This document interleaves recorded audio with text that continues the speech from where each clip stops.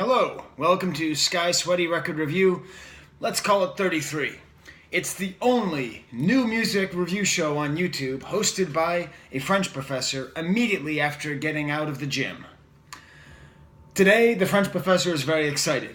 As you can tell by my books and poster behind me, I get to once again talk about one of my favorite genres of music, French hip-hop. I couldn't believe it. The best album of last year, at least in terms of French hip-hop, was by a guy named Orelsan, O-R-E-L-S-A-N. Orelsan, if you're pronouncing it in English. And I listened to it a lot, and I listened to it with my kids, and it was a great track.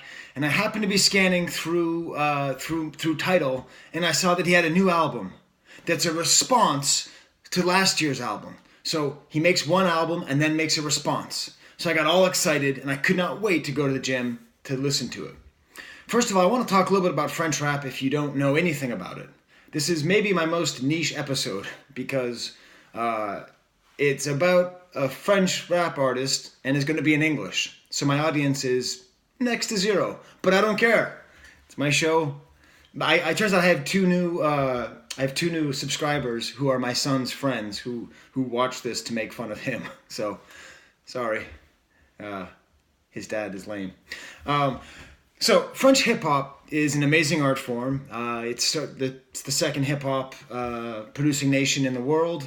I teach a class on it. I follow it very carefully. And in particular, what happened to me, though, was around 2000, I got disenchanted. French hip-hop resisted turning into pure commercialism for a long time, way past America. But then around 2002, 2003, it started to take a dive downward and started to become just like American rap, talking about drugs and guns and selling cocaine and all this stuff. And it was super inauthentic and it was really lame. So I sort of got into my rigid old man mode at 23, and I just sort of said, okay, hip-hop is done in France. None of it's going to be good. Meanwhile, there were plenty of artists making great music. I just wasn't listening to them. Perhaps the most interesting artist in French at all is a guy named Skye, who I will hopefully get to review one day. Although he's such a perfectionist, I don't think he will ever release another album after his 2013 masterpiece, Racine Carrée, which is a perfect album. And I didn't listen to him because he's from Belgium, so I thought that's not French rap. I'm so stupid. And then there's Orelsan, who's friends with Skye, and I never listened to him because I'm racist. I'm racist. He was a white rapper, so I'm like, I'm not going to listen to him. Part of the thing I like about French rap is that it shows the diversity of France. It's not all just guys like Zola and Proust and Marot. It's a whole racially diverse country with a lot of experiences. So I dismissed him. He started off with this kind of scandalous song about women, so he immediately got the title of the French Eminem. I was like, boring. But I should have known that every time they do that, when they call someone the French NWA, it's not. And when they call someone the French Eminem, it wasn't. He's an amazingly great rapper with a consistent track record of awesome albums. And I didn't know that until winter last year, when he released the album La Fête Est Finie. La Fête Est Finie is how you would mispronounce that in English. Meaning the party is over.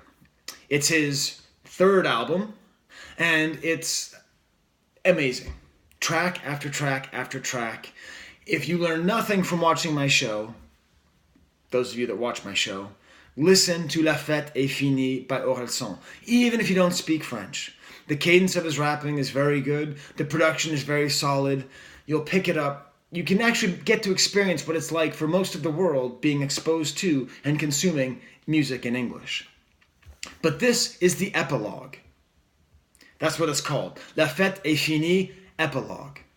And as I hope you know, people who study language, epilogue is supposed to be a speech at the end. The speech at the end that comments upon what came before.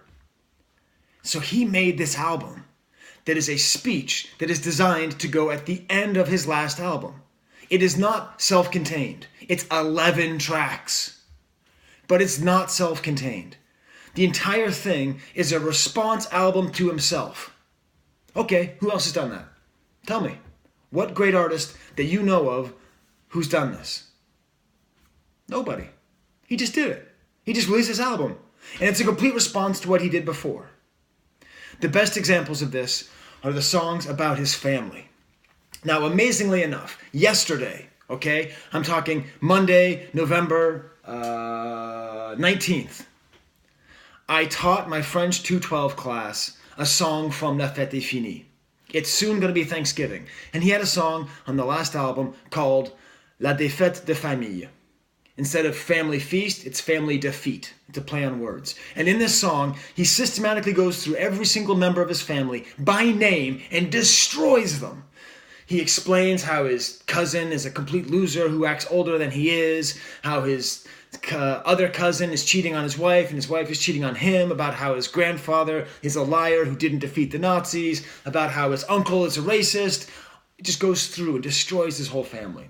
It's an amazing song with a great video where he plays every character. You know, he does like the Eddie Murphy thing and he gets in the makeup and he plays every member. It's a great, great video. Great piece of art. I showed it to my students and they all kind of laughed, but they were all kind of sad. Well, would you believe it? Would you believe it? Jesus. Sorry. That's way too radio. And would you believe it? All right. Take a little break here. And amazingly, Jesus, now I'm using the word amazing again. All right, Skye, too self-referential. This is the problem. This album is completely self-referential because he's responding to himself. So in the song, La Famille, family, family, he goes through the entire song and addresses every single person who he destroyed and builds them up. The first song took the form of a toast. This song is another toast, except he actually uses the sound of a glass being tapped, you know. He makes that sound as part of the rhythm. And in this, he explains the reaction of his family to the first track. Half of them thought it was funny, the other half didn't even know it happened. It's the sweet, forgiving tune where he goes by and he explains that, you know, the uncle who he makes fun of for being a drunk was actually a very sweet Santa Claus who came every Christmas. The cousin who he makes fun of for being too old introduced him to new rappers. Another cousin told him about why there were bubbles in his Nikes. These little tiny real details, you know? It's like he takes real details from life and uses them to illustrate much bigger points. Okay? Probably my favorite is where he talks about these cousins who he completely destroys in the first song. He says that they taught him that all you need to do to play football, you know, to play soccer, is to have two little stones as a goal. Sweet human details. Taken together, the song and its response is the way we all relate to our families. Especially coming up on Thanksgiving, we hate our families and we know all of their problems and why they're petty and selfish. But also we know why they're great. We know what it was that makes them our family. And as he says in the chorus, there's no denying that they are the best family, that our family is the best family that we have ever had. And that's the inescapable truth. It's self-mockery as well. The whole album is filled. The thing about him is he's very funny. Like, you listen to his stuff, and I guess if you don't speak French, it's not that funny, but the translations out there are good online. But, you know, like, he's explaining how he is alone at the party, the only one not having fun. And you're like kind of feeling, okay, yeah, that's the sadness. And then he ends the song with, the brunch is disgusting because I made it. Just a great little detail.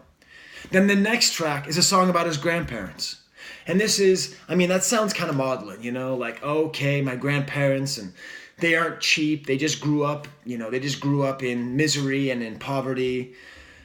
But it's filled with the same kind of humor where he talks about his grandfather going to prostitutes in World War II and his grandmother reminding him that they were married at the time. These little like bits of truth mixed in with kind of saccharine remembrances, and the fact that his grandmother uses the same cell phone as his drug dealer, which is just a funny idea, with the phone number taped on the back, which I swear to God, both of my parents had their phone number taped on the back of their phone. It's just this amazing humanist piece of work that explains the relationship between family and self. Again, you can tell me what great artists have explained the relationship between family and self, inheritance, and its impact on an individual as they try to become an artist and realize themselves. There are some artists who have done it, but there are not a lot of musicians who have done it. In that track that's about his grandparents, It's just based on a sample of an old French singer, Colette Magny. And that's all it is. It's this jazzy song, no hip-hop elements, just kind of a light piano and rapping over it. Amazing, wonderful production.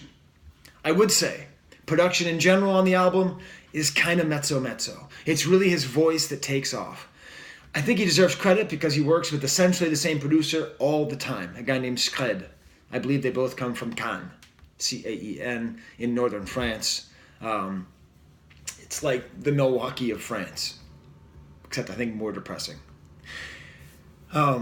So the production's a little bit middle of the road for a lot of it. Sometimes another guy, Faz, comes in and produces something else. In general, you're really listening for his voice and his wordplay. Strangely enough, some of his guest appearances are in English, and they don't really get the point. There's a song on my favorite French rap album of all time by I Am, where some affiliate members of the Wu-Tang Clan come on, and their verses, even though they're in English, are the worst verses. Kanye, one of my favorite artists, did a remix of the Stromae song Alors on danse, and he just does a terrible verse that doesn't fit the theme of the song. I think French artists need to stay away from American rappers unless those American rappers really know what the song's about. So he does a remix of the song Tout va bien, All is Well, from the first album, but you could just skip it. Just listen to the original version. These English rappers don't know really what they're doing. So in addition to this nice pairing of songs that are in there about family, family and grandparents, there's a pairing of songs about self-discipline, about self-mastery. Because a lot of what he does is he looks at himself and he analyzes his flaws and faults and exposes them through humor.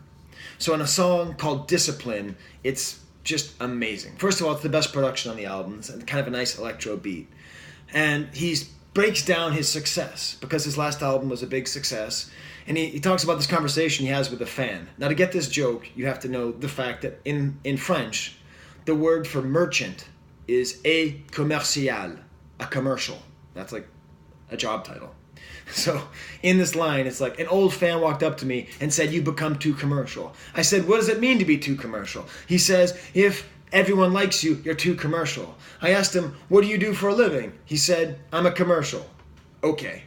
It's stuff like this that, I was laughing. I was working out on my elliptical and I was laughing out loud with the weirdo with the headband. Is it possible not to look weird with a headband? Next to me, looking at me, why am I laughing? So that's the song Discipline, and it's full of this kind of humor, self-effacing humor. Adieu les filles, Goodbye Girls is a companion piece to the Bonne Meuf on the first track. It's about his relationship with women, and it's humorous because he humorously says, "Hey girls, stop being hot, stop having telephone numbers," which is very funny. Towards the end, he gets more and more self-referential. A song called Dis-moi, he talks about, in a sort of satire, externalizing everything. He says that everything is everything else's fault. It's because he was bored. It's because he was drinking. It's because of others. Les autres. Cannot avoid French people and les autres. It's about women. It's about all these things. He's talking about how he just swears that this is not his fault. The best featuring is by the Belgian rapper Damso on Rêve Bizarre, another good track. The last three tracks form this kind of trio of self-referential things, ending with the song Epilogue, which has a jungly breakbeat. And in the song, he talks about how he started was as someone rapping over jungly breakbeats. And then the last line of the last song is, "The finish line is often the starting line." Now, if you're streaming this, as the majority of people will, the last thing you hear is the finish line is often the starting line.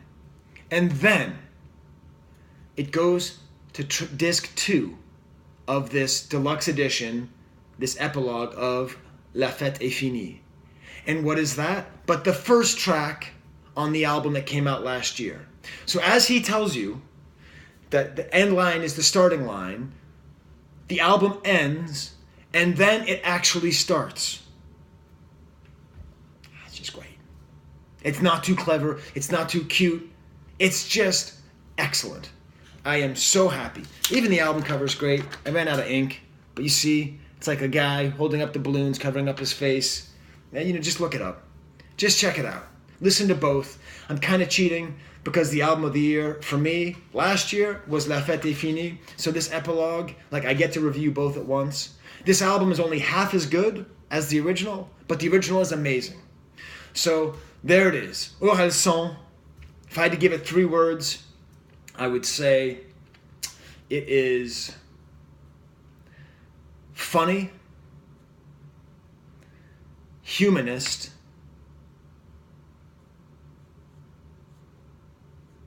and smart. Those are 3 of my favorite things. For the trivia, it's a turkey, of course. Happy Thanksgiving, everybody. If you speak French, make sure you listen to Des Fêtes de Famille and La Famille back to back. If you don't speak French, learn. Learn French, would you? God damn. Look at all these books and these writers. You know the whole truth. Everything's hidden from you if you don't speak French. The greatest authors, the second greatest music, the second greatest hip-hop, the greatest authors, the best food. It's all there. Just unlock it. Learn French. All right, I'm done preaching. This is my longest episode ever. I don't care. Happy Thanksgiving. And if you don't celebrate Happy Thanksgiving, listen to music. Okay, there's the camera.